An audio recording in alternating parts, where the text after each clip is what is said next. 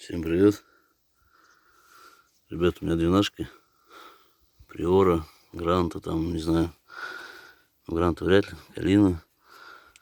Появился звук, скрип, сцепление. Тросик смазал, бесполезно, все равно скрипит.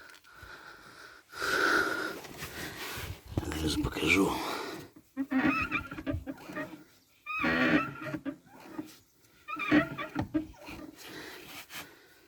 Вот такой противный скрип.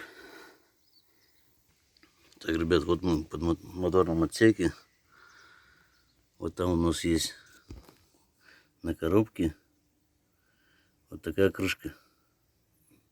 Под этой крышкой находится вал, толкающий вилку, выжимной подшипник на сцепление.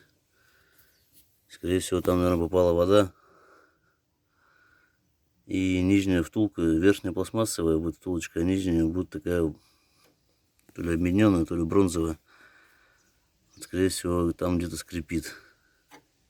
Я просверлил отверстие небольшое. Она до конца не просверливается, там, потому что идет уже вал. Сейчас я сюда залью пол шприца небольшого, там 2 кубика, 3 кубика. Как она называется-то? Трансмиссионка. Вот. Залью и методом нажатия педали туда-сюда, короче, в течение там не знаю какого времени все должно смазаться. Все будет нормально. Так что, ребята, если у кого-то такой скрип есть, трос смазали, не помогло, вот еще один из вариантов. Все, ребят, всем удачи, всем пока.